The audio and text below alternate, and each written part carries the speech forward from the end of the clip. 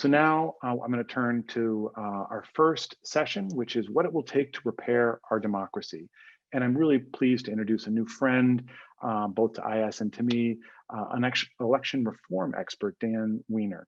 Dan is the Deputy Director of the Brennan Center, and he will help us to understand the most recent elections and how civil society can play a powerful role in ensuring our democracy and democratic institutions are strong. Specifically, he's going to address four major points: voter suppression, targeting Black and brown communities, gerrymandering, the political money system and its role in the elections, and the critical role of the rule of law. With that, again, I want to welcome you and turn it over to Dan. Dan, welcome. It's great to have you with us. Thank you so much for that gracious welcome. It is really such a pleasure to be here with you today. And so, as Dan said, I helped to lead the democracy program at the Brennan Center for Justice at NYU School of Law. We're a nonpartisan law and public policy institute that was founded to continue the legacy of Justice William Brennan, one of the great heroes of the civil rights struggle and of the Warren Court in the mid-20th century. And among our basic values are that all Americans should have an equal voice in our elections, government should advance the public interests with special focus on the needs of the most vulnerable communities, and all our public institutions at every level of government must work to uphold the rule of law. Now, while we don't waver in those values, we also have a long track record of working towards shared goals alongside those with whom we otherwise have some pretty profound disagreements. And I think this has become a bit of a cliche, but I think right now in particular, it is worth repeating. There is broad agreement across the American public on a host of issues, and that agreement transcends geographic, racial, and partisan lines. And so I think I want to center that right now as we start to talk about what it will take to repair our democracy, to remember that the large majority of the American public is on the same side in this struggle. So let's talk about the election. And I want to start with the positive, because ultimately, despite the noise that we are hearing right now, I do think the positive story remains the one that we need to center and lift up. We had the highest turnout of voting age citizens at least since 1908, and possibly as a percentage in all of US history. About 150 million Americans voted. Swing states like Georgia saw unprecedented turnout by young people, which is people aged 18 to 29, who made up roughly a fifth of the electorate. That is unprecedented. And as these young people become a greater share of the voting public, you could really be looking at a harbinger not only of a more diverse, but an also more politically engaged electorate than we have ever known in all of our history. And indeed, Georgia now has one of the highest voter registration rates of any state in the country, at around 98%. And a lot of the credit to that goes to organizers and activists from groups like the New Georgia Project and others, who really have transformed in some ways the political profile of the state by bringing more people into the process. I also want to take a moment to acknowledge just the extraordinary logistical challenges we overcame in conducting a national election under really unprecedented pandemic conditions. And I do think that this is a great example of where America's true diversity really stands forth. Before I came to the Brennan Center, I was a senior staffer at the Federal Election Commission, which helps oversee the campaign finance system for the country. And I would meet with delegates from other countries a lot. And one of the things they always expressed sort of shock about was how decentralized our election system is, and that, we sort of put running elections in the hands of thousands of state and local officials around the country. But these folks really were the true heroes of this election, that they worked countless hours to make sure that every American had the opportunity to cast a ballot. And in many respects, they were our secret weapon. And now they're successfully carrying out, under very, very challenging conditions, we have to acknowledge, an accurate count. And in that regard, actually, I really want to call out and lift up the thousands of courageous Republican elected officials who have stood up, frankly, to their own party's president and own party's establishment. And if you have the time, I would encourage you, one of these officials, Tina Barton, the clerk of Rochester Hills, Minnesota, put out a video responding to unfortunately, to the RNC chairwoman's baseless allegations regarding voter fraud in Michigan. And it really is, in some sense, a profile in courage. And I think it's an example of the fact that we still do have a tremendous amount of honest and courageous public service in this country. And then I think, this, given the purpose of this thing, I think we also really need to lift up that it wasn't just election officials. Across the country, people came together to make the election work. Sports teams volunteered more than 50 arenas around the country to use as polling and vote counting sites. And a lot of that was after public advocacy from their players.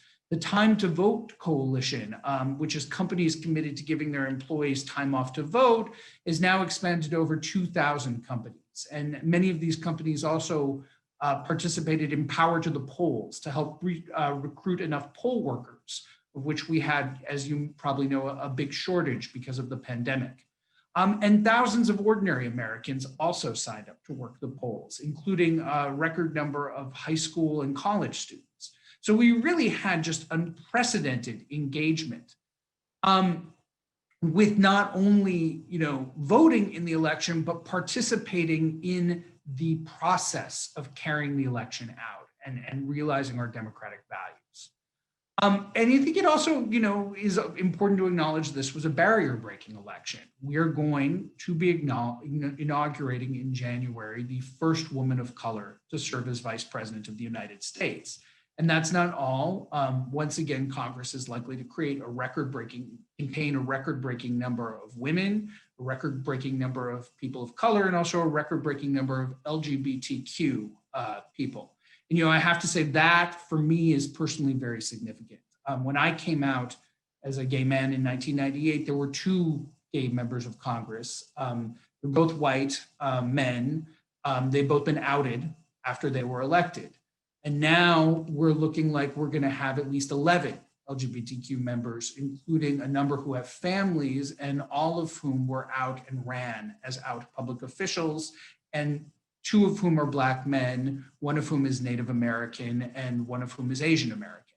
So we have made real progress, and we need to acknowledge and celebrate that.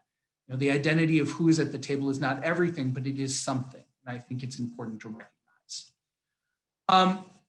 Ultimately, also, I do think that the election is going to be seen as a story about the triumph of the rule of law. Despite all the drama we are experiencing right now, despite the noise, we are going to inaugurate a new president on January 20th, and the will of the American people will be heard. So I think I want everyone to center that right now and keep that focused as we see all the coverage and all the sort of noise that's going to be happening over the next 2 months. So that's my positive account. But of course, I think it's important, and I think it's particularly important as we look to move forward, to remember that that isn't the only aspect of the story. And I kind of want to start by acknowledging that there may be some frustration on the part not only of anyone here whose preferred candidate lost the election, but also of those who might have been hoping for sort of a more resounding result for one side, because they might have thought that they were expecting a more forceful repudiation of a particular type of politics that I think many feel that one candidate represented. The reality is this is a big, messy, diverse country.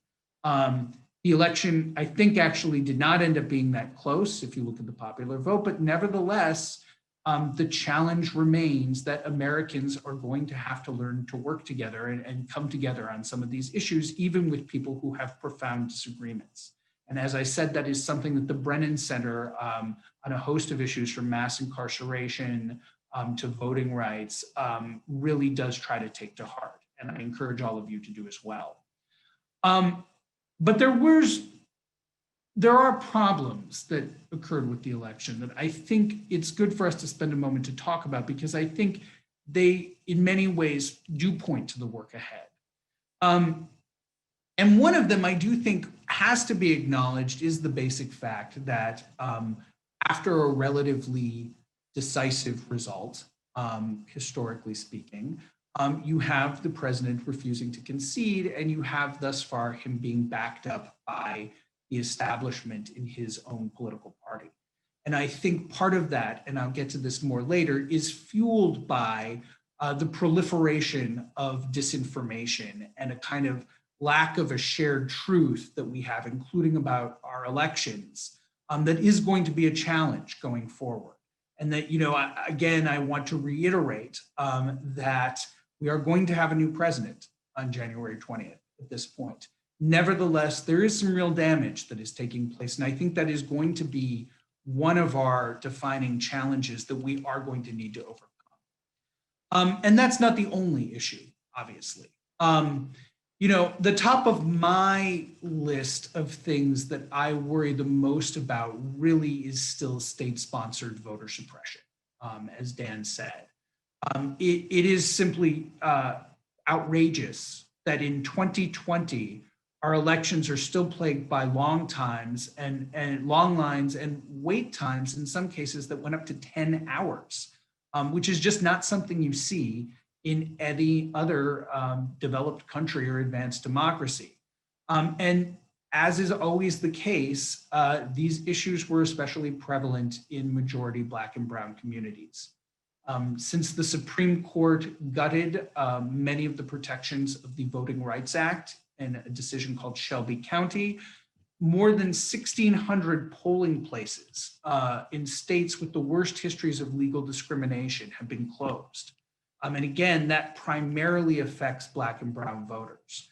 The average Black voter in recent election cycles, we don't have data for this current cycle, waited 45% longer than the average white voter, while the average Latino voter waited 46% longer.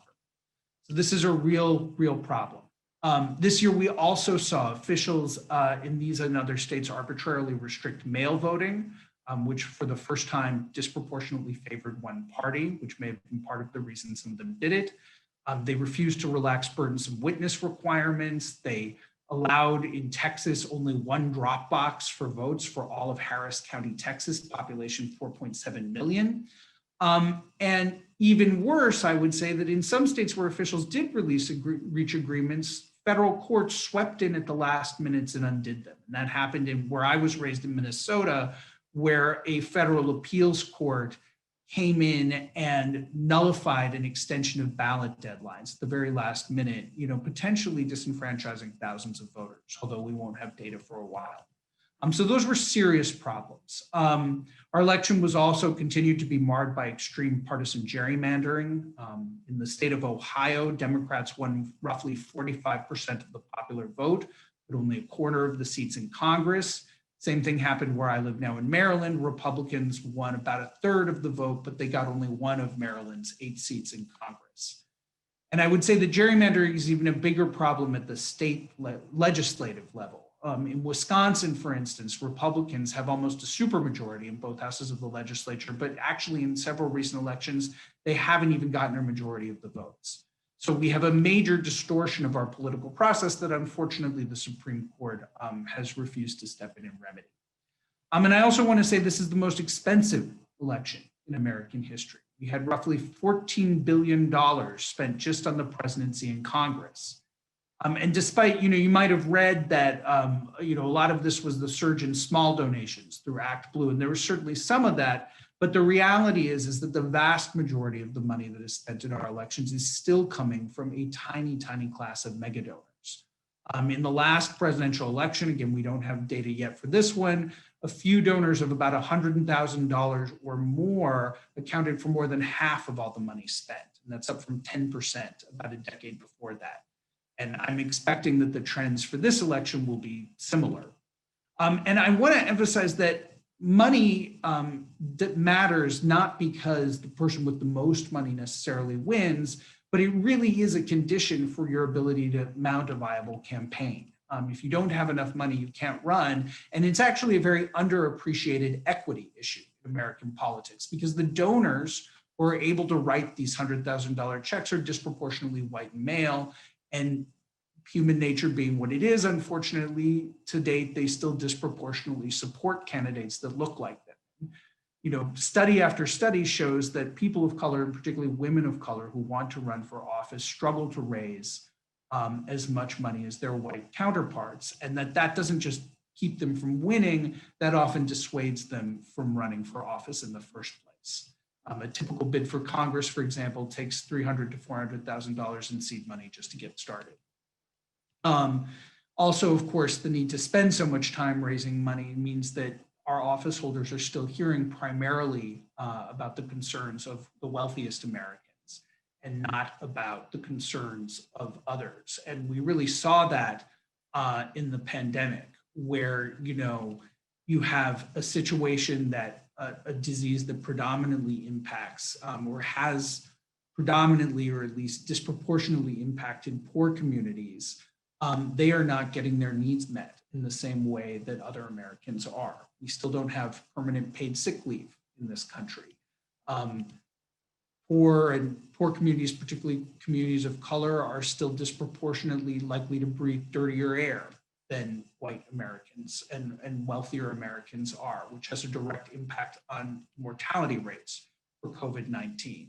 And we still have an affordable housing crisis in this country, which is now going to potentially lead to an eviction crisis with so many people out of work. These are all problems that are at least partially fueled by inequities in our political system and whose issues get prioritized. And I think that is going to be an ongoing challenge. And from my perspective, what that means is that we really do need to make fixing our democracy itself a priority. The problems that I've described actually have fairly straightforward solutions. We need a baseline national standard for voting rights that gives every American a reasonable opportunity to cast their ballot. We need to ban partisan gerrymandering, and we need to figure out some way to make our campaign finance system more equitable. And so these are the sort of priorities that the Brennan Center has championed, and I think that they are going to continue to be front and center in the agenda for the coming years. Whether we have divided government or not, I don't think that these issues are going away. Obviously, there are also a host of other more ambitious proposals, from changing the Electoral College to reforming the Supreme Court. But I think at the most basic level, we have a lot of issues on which Americans basically agree. But what I want to end with is to talk a little bit about what you all can do in your capacity as leaders in your communities around the country. One of the things I think, and one of the most important things for those of you who advocate on public issues, is really, regardless of the issues you work on, try, and to the extent you possible, can also lift up the need for a healthy democracy.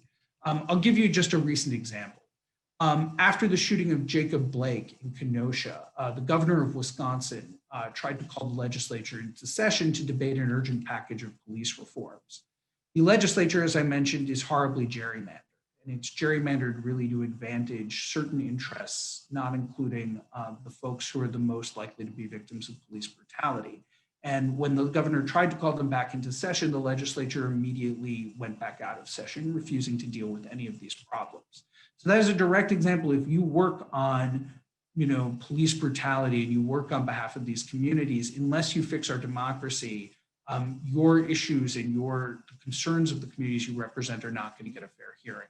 And there are many others. So I think it is really important for everyone who works broadly on improving the lives of vulnerable communities and others to lift up these issues as important, because they are really the gateway and in some ways the operating system for a more just society.